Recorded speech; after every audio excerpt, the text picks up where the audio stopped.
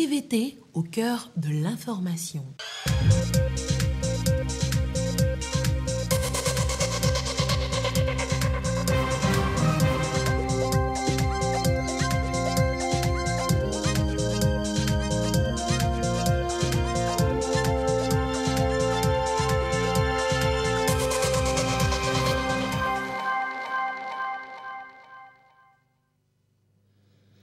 Bonsoir madame, bonsoir monsieur. Voici d'abord les titres de ce journal. La formation des apprenants en enseignement technique au Togo va être de plus en plus pratique. Le ministère négocie avec les professionnels des immersions pour les élèves. Une convention en ce sens vient d'être signée à Takpamé. On en parlera dans ce journal. Et on reste dans la région des Plateaux pour signaler que bientôt 300 points d'eau potable seront installés. Les Chinois ont signé une convention également avec le ministère de l'eau cette fois-ci. La grandeur du monde agricole célébrée par CIPEA, la 3e édition du prix Agri Awards a récompensé 8 icônes, dont la commune Ani 2, meilleure commune agricole. Merci de suivre le 20h de ce dimanche. Des solutions, on en explore toujours de plus en plus ingénieuses pour l'insertion des jeunes sur le marché de l'emploi. Le ministère de l'Enseignement technique et de l'Artisanat travaille donc sur le mécanisme FODA, formation en développement des affaires, avec des facilitateurs qui devraient accompagner les jeunes dans leur quête. Solange Amandé, Clarisse Atikle nous en donne des précisions. Face au chômage des jeunes, une solution, l'outil FODA, formation en développement des affaires, un outil qui facilite l'insertion professionnelle des jeunes. Mais il faut d'abord des formateurs qualifiés pour les accompagner. Ils sont appelés les facilitateurs FODA. Sur le marché, il y a plusieurs outils de formation. Et si nous voulons garantir la qualité de l'outil, il faudrait que ceux qui sont chargés de former les jeunes en entrepreneuriat soient eux-mêmes de qualité. Quelqu'un qui valide les 18 modules qui sont au programme de formation d'un facilitateur FODA, il devient un facilitateur junior. Et après, il y a des grades. Il va passer au grade de senior. Après quelques années d'exercice, il va subir une évaluation. Et après cela, il peut postuler pour sortir formateur des facilitateurs FODA et aussi évoluer jusqu'à expert. Depuis 2016, l'outil FODA est le fruit d'une collaboration tripartite. Programme de développement économique durable, PRODED, le ministère du Développement à la base et le ministère en charge de l'enseignement technique. En 2016, nous avons commencé avec le développement, mais à partir de 2018-2019, nous sommes rentrés dans la pratique un peu partout sur le territoire national avec un soutien de la Banque mondiale. Et je dirais que jusqu'à aujourd'hui, environ 15 000 jeunes togolais ont pu en profiter de cet outil. Parmi ceux, il y a un grand nombre des activités génératrices de revenus qui existent encore. Il y a plein d'entrepreneurs qui font preuve que l'outil fonctionne et qui travaillent maintenant dans des entreprises, soit pour eux-mêmes ou bien dans des entreprises qui ont même pu créer des emplois et engager d'autres. 7 ans déjà, l'outil FODA sert de guide aux jeunes Togolais désireux d'entreprendre.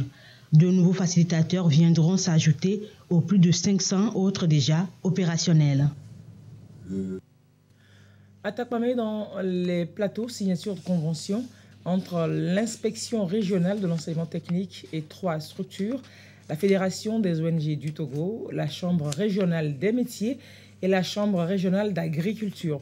Ces structures sont identifiées pour accueillir en stage pratique les apprenants encore sur les bancs de l'école.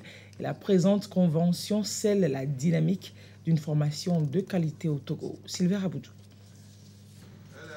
Après leur parcours dans les centres de formation professionnelle, les apprenants ont des difficultés à mieux s'insérer dans la vie socio-professionnelle. Le ministère de l'Enseignement technique et de l'Artisanat a pour ce faire entamé un processus, la signature de contrats avec des structures pour leur offrir des stages pratiques. Ce processus est à l'étape de la région des plateaux. Ici à Tapami, cette convention cadre est intervenue entre la direction régionale de l'inspection de l'enseignement technique avec des structures compétentes, notamment l'ONG Foncto, CRM et la Chambre régionale de l'agriculture de la région des plateaux. Une manière pour ces structures de mieux accompagner les apprenants dans cet élan. Nos établissements, nos centres de formation ne sont pas aussi équipés pour pouvoir offrir une meilleure formation, surtout en matière de pratique aux apprenants. Or, quand on parle de formation technique, formation professionnelle, c'est la pratique, c'est l'exercice du métier qui nécessite vraiment des compétences à ce niveau-là. Et donc, conscient de cela, nous avons compris qu'il faudrait nouer de partenariats avec les entreprises, avec le monde professionnel qui peuvent donc nous aider dans la formation de nos apprenants. Et donc, c'est pour cela qu'il y a eu une convention cadre qui a été signée à Lomé. Il faudrait maintenant qu'au niveau régional, les inspections régionales aussi signent la convention pour permettre maintenant aux établissements munis de ces conventions-là d'aller négocier des contrats de partenariat au niveau des différentes structures professionnelles d'accueil. À travers cette signature, chaque structure s'engage donc à jouer son rôle pour une formation pratique adaptée visant leur meilleure insertion. Nous sommes engagés totalement cette fois-ci pour recenser les ateliers qui sont prêts à recevoir ces apprenants. Et ils ont un délai, ils auront un chronogramme de travail. Et à tout moment, il ne faut pas que les apprenants soient là et n'ont rien à faire dans l'atelier. Donc ça sera la pratique générale au niveau des entreprises de la Chambre. La Fonto a accompagné le projet d'insertion des jeunes. Quand les apprenants sortent, la Fonto s'engage à être à côté d'eux et pour leurs insertions socio-professionnelles. La vision, c'est de les accompagner pour leur permettre d'avoir une formation professionnelle efficiente en lien avec le marché du travail. Les meilleures filles ont été dans ce sens appuyées pour leur travail bien fait à l'école afin de les stimuler encore plus pour un résultat très probant. La présente signature donc se déroule sur toute l'étendue du territoire. Nous mettons le cap sur Kara pour signaler l'autorité nationale pour l'interdiction des armes chimiques qui était face au préfet et au maire de la région. L'initiative vise à les sensibiliser sur la lutte contre l'utilisation des produits chimiques à des fins criminelles. Correspondance, Nestor Mouzou. L'humanité est de plus en plus menacée par l'utilisation des agents chimiques et des engins explosifs improvisés par des terroristes comme armes de destruction massive et de déstabilisation de la sécurité des États. Les actes terroristes n'épargnent pas le Togo. Face à cette situation, il apparaît nécessaire de s'investir dans une coordination nationale en vue de venir à bout du fléau. S'inscrivant dans la logique de son programme de sécurité et sûreté chimique lancé depuis le début de l'année 2022, l'Autorité nationale pour l'interdiction des armes chimiques, ANIAC, a initié cette rencontre avec les préfets et maires de la région de la Kara. Objectif, informer, sensibiliser et échanger avec ces autorités locales sur les usages appropriés et inappropriés des produits chimiques, les mécanismes de contrôle de leur distribution et ainsi prévenir leur utilisation à des fins terroristes. Nous attendons des autorités locales un relais après cette information, qu'ils disséminent, ils vulgarisent cette information dans leur groupe cible qui manipule ces produits chimiques. Quand vous avez un produit chimique qui normalement va dans un milieu de développement et qui reprend ce produit chimique pour en faire une arme qui devient maintenant nuisible à la population, c'est de ça qu'on parle, ces produits chimiques. Prenons par exemple le cas des engrais. Les engrais sont des produits qui peuvent nous aider à développer notre agriculture. Mais ces mêmes engrais peuvent devenir maintenant une arme des explosifs. La Convention sur l'interdiction des armes chimiques et la lutte contre les armes chimiques, prévention des risques nucléaires, radiologiques, biologiques et chimiques, NRBC, responsabilité des acteurs publics et privés, la gouvernance du circuit des produits chimiques dans la lutte contre les engins explosifs improvisés, rôle et responsabilité des autorités décentralisées dans la lutte contre les armes chimiques sont les aspects sur lesquels portent les échanges. Cette rencontre fait suite à celle tenue les 14 et 15 décembre à Dapaon pour le compte de la région des Savanes du même groupe cible. Et tout cela, c'est pour le bien-être des populations et pour toujours le bien-être de ces mêmes populations. La Chine et le Togo ont signé un accord pour la réalisation de 300 forages d'eau potable là, dans la région des plateaux. Des experts ont séjourné, experts chinois, Ils ont donc séjourné au Togo depuis juillet dernier pour identifier précisément les besoins. Et c'est sur la base de leurs conclusions que le projet va se déployer. Sylviane Glosé, Christine Pechekialoube. 300 forages à motricité humaine seront construits dans la région des plateaux. C'est ce qu'a révélé l'étude de faisabilité déjà à terme. Le rapport des experts est signé entre la partie chinoise et le Togo, ce qui ouvre la porte à l'implémentation du projet qui va assurer un meilleur accès à l'eau potable dans la région des plateaux. Le document signé aujourd'hui, c'est le résultat, le consensus de nos deux parties sur ce projet-là. Pour avoir 300 forages réussis, il faut faire des creusements depuis beaucoup plus. La quantité pourrait dépasser 400. Donc, c'est un grand projet d'accompagnement avec la population locale. Je voudrais saluer la politique éclairée de son Excellence, Monsieur le Président de la République, et l'engagement ferme du gouvernement togolais qui voudrait améliorer le bien-être de la population par assurer un meilleur accès à l'eau potable. Le gouvernement d'ici à 2025 compte atteindre un taux d'accès de 95%. Le ministre de l'eau, de l'assainissement et de l'hydraulique villageoise salue l'engagement de la Chine aux côtés du Togo dans la concrétisation de sa politique nationale d'accès à l'eau. Ce projet qui est concentré en milieu rural va donc contribuer substantiellement à atteindre ce taux de 95%. En finançant l'eau, vous financez la santé, vous financez l'éducation, vous financez le développement économique en général. Et donc, au nom du chef de l'État et du gouvernement, nous voudrons vous témoigner à la République populaire de Chine notre gratitude. Cette coopération va s'affermir davantage pour le bien de nos deux peuples. L'accès aux services essentiels de base, notamment l'eau et l'assainissement, des conditions d'amélioration du bien-être et de la cohésion sociale.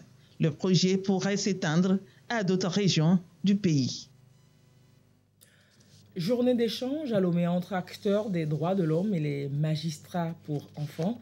C'était à l'occasion de la journée africaine de la détention préventive, célébrée chaque année le 25 avril. La Commission nationale des droits de l'homme a tenu à rappeler à la chaîne judiciaire la particularité de la détention des mineurs en conflit avec la loi. On en parle avec Marie-Thérèse Nabédé et Yasmine Kodjia. La journée africaine de la détention préventive, une aubaine pour revisiter les tests relatifs à la détention des enfants ainsi que le délai de placement provisoire des enfants en conflit avec la loi. À travers des échanges, ces acteurs et défenseurs de droits de l'homme pourront contribuer plus efficacement à la réduction de l'usage excessif de la détention des mineurs au Togo. Lors des visites du mécanisme national de la prévention de la torture que la CNDH abrite, il nous arrive de constater que parfois les délais sont excédés. Alors nous avons échangé et nous nous rendons compte qu'au fait, ce n'est pas par intention de nuire, ce n'est pas par mauvaise intention, mais qu'il y a des réalités de terrain qui poussent à cela. Par exemple, il arrive que l'enfant finit de purger sa peine entre griffes, mais reste là-bas parce que personne ne veut plus de cet enfant. Le centre ne peut pas le laisser dans la rue, au risque qu'il ne retombe dans l'infraction. Il y a des cas dans lesquels on a besoin d'écouter, d'échanger avec la victime, celui qui a été volé ou blessé, pour avoir un accord. Parfois, ça pose des difficultés et ça peut traîner le délai dans lequel l'enfant est gardé là-bas. Donc, nous avons rassemblé ce jour tous les acteurs, les juges pour enfants, les responsables du centre, pour que nous échangions, pour une discussion et qu'ensemble, nous puissions nous entendre sur l'essentiel de ce que la loi a prévu. Célébrée chaque 25 avril, la journée africaine de la détention préventive a été instituée suite à la déclaration de Yaoundé adoptée le 23 octobre 2015. Elle stipule que l'utilisation inutile et arbitraire de l'arrestation et la détention préventive est un facteur contributif majeur à la surpopulation carcérale en Afrique.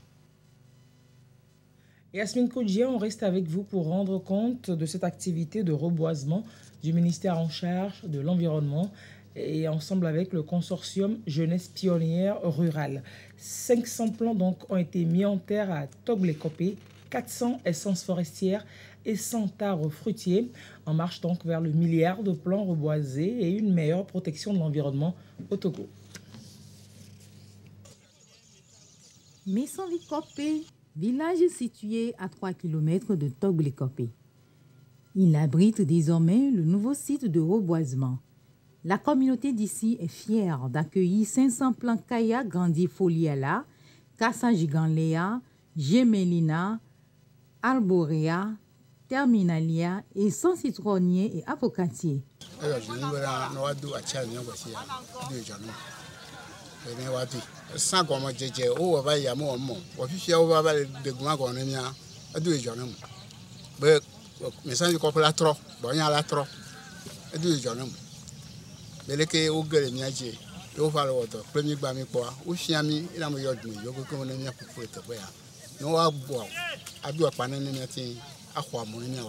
La population de Messanvi-Kopé est entretenue sur les techniques de mise en terre de plants. On les a aidés à faire le piquetage, on a fait la trouvaison et actuellement c'est la mise en terre. Nous sommes là pour appuyer l'ONG et inviter tous les acteurs à faire de même, surtout ceux qui sont vers le sud ici, pour qu'on puisse réussir la campagne de reboisement 2023. Plus d'1,5 hectare d'espace sont reboisés. L'activité est financée par la Banque mondiale depuis 2016 et se situe dans le contexte du sous-projet communautaire appui à la mise en œuvre du plan de gestion de la rivière Zio. L'activité que nous menons a été déjà programmée en collaboration avec la communauté de Messanvi-Kopé. Donc, ceci, c'est une façon de s'adapter au dérèglement climatique que nous avons constaté et que nous constatons tous. Depuis quelque temps, les pluies qui devaient normalement commencer entre le mois d'avril et juin ont déjà commencé en février. Donc pourquoi ne pas profiter de la situation climatique très favorable pour le reboisement? Au total, 40 hectares seront reboisés pour éviter la dégradation et le débordement des rivières dans le Zior. Et tout cela, donc, un meilleur environnement. Vous savez que l'agriculture en a besoin pour prospérer. Et ça fait le pont pour signaler la 3e édition de la distinction Agri Awards qui célèbre le paysan togolais. L'initiative portée par le Centre interafricain pour la promotion économique et les affaires a ressorti cette année 8 icônes, dont la particularité cette année de la meilleure commune agricole qui revient, vous le verrez dans le reportage de Sylvia Nouglosé et Gisèle Kozona. 8 producteurs agricoles primés par le Centre interafricain pour la promotion économique et les affaires CIPEA sur les 192 qui se sont présentés à Agri Award 2023. Un événement qui célèbre l'agriculture togolaise et honore les producteurs agricoles. Ceux-là qui se sont illustrés à travers leur production, la qualité de leurs produits et les innovations qui mettent en avant le secteur agricole togolais. Parmi les lauréats, la commune Agné 2, meilleure commune agricole de l'année. Sur les 117 communes, pour le moment, notre commune Agné 2 est la meilleure commune agricole. Cette place nous a été value du fait que nous programmons et nous organisons nos producteurs et c'est grâce à cela que nous avions occupé ce rang. C'est une bonne initiative que cette structure vient de prendre. Entre autres catégories primées, meilleure entreprise agroalimentaire, meilleure coopérative agricole, meilleur entrepreneur agricole et meilleure ONG.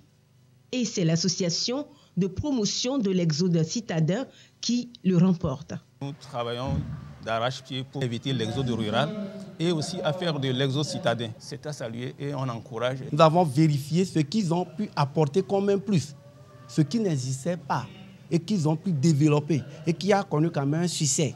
Même si ce n'est pas sur le plan national, mais localement, on sait que ça a donné un bon résultat.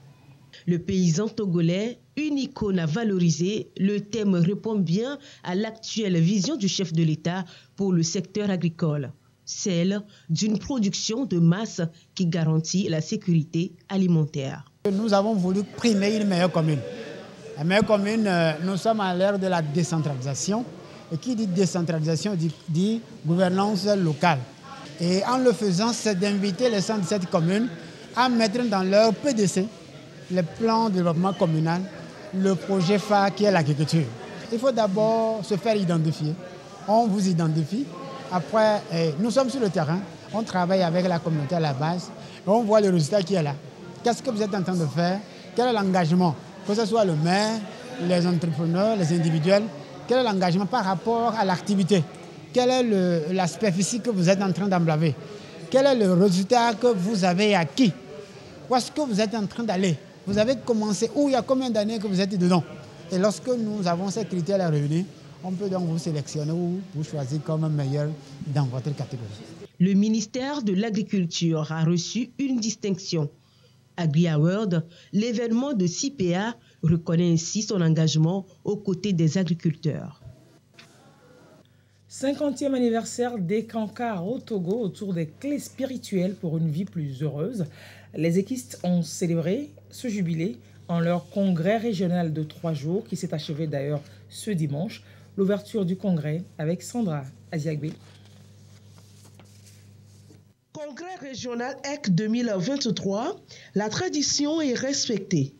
Une occasion spirituelle pour ranimer et accélérer les activités auxquelles l'âme se livre. Pour gagner en maturité spirituelle et faire prendre conscience du chant d'amour, le You.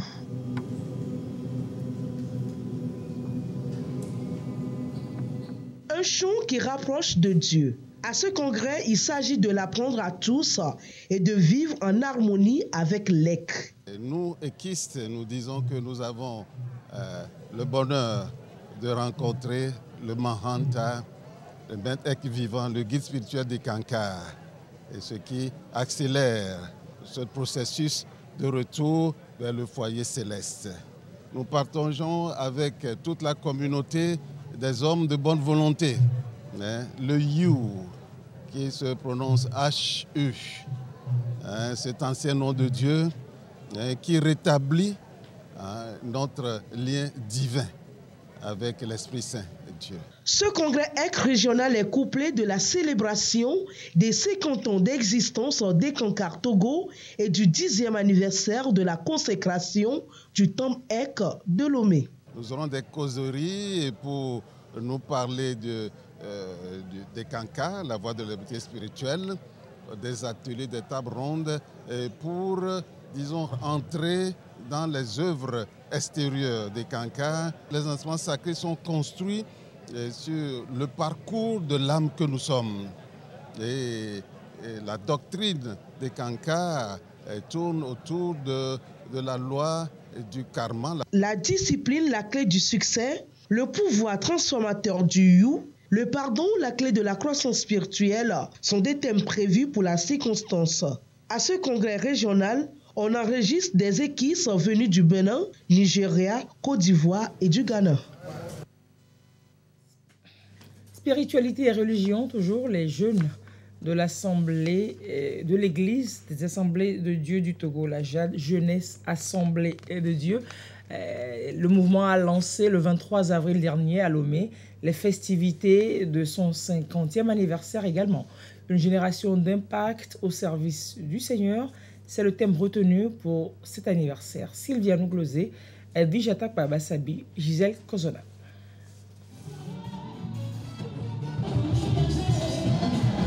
La jeunesse des églises des Assemblées de Dieu a 50 ans.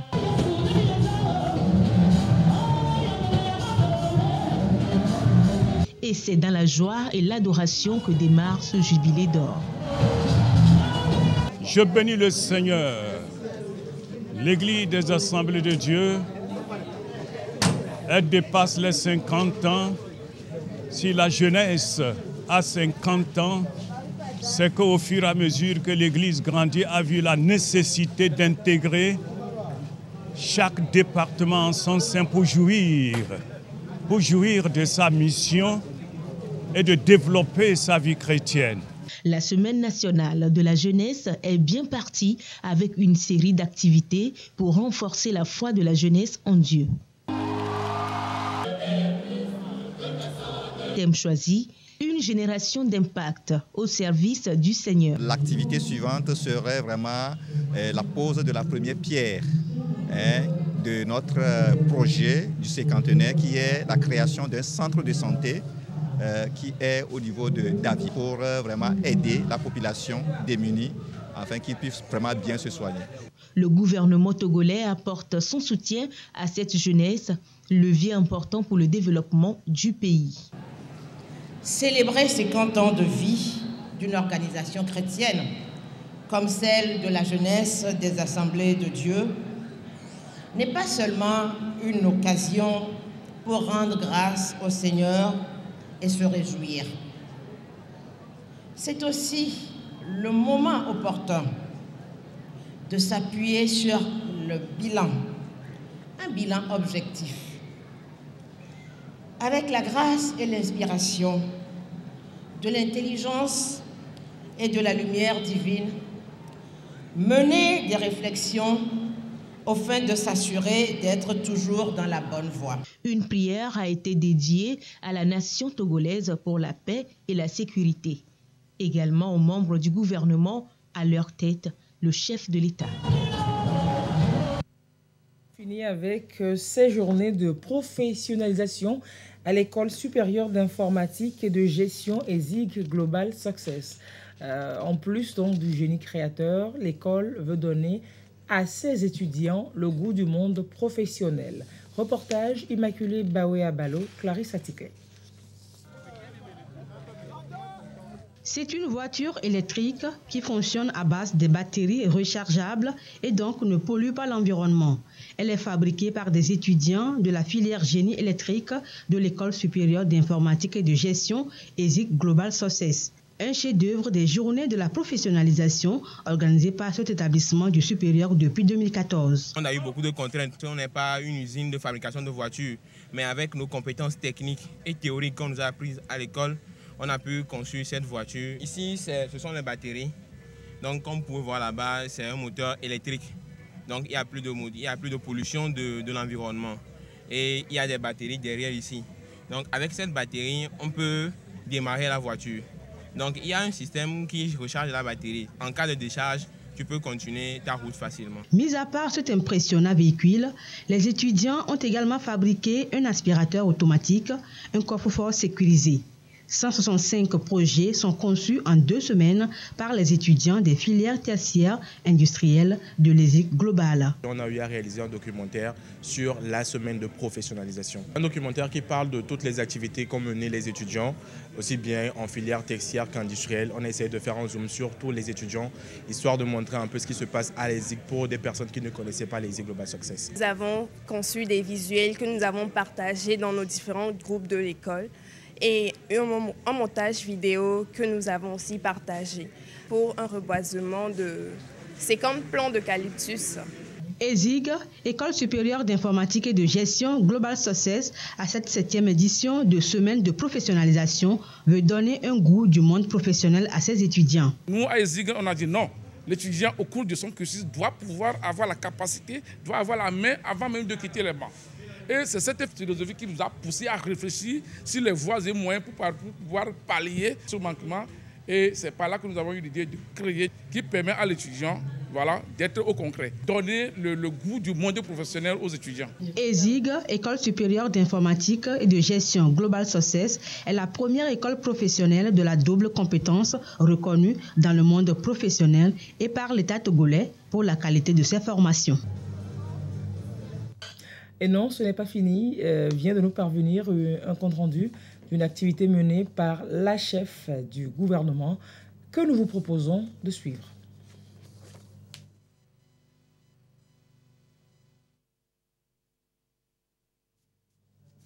Ou sinon, nous suivrons ce sujet plutôt dans nos prochaines éditions. Merci d'avoir été avec nous pour ce journal. Restez sur la TVT pour la suite de ces programmes. Ok, vous pourrez suivre donc cette activité de la chef du gouvernement tout de suite.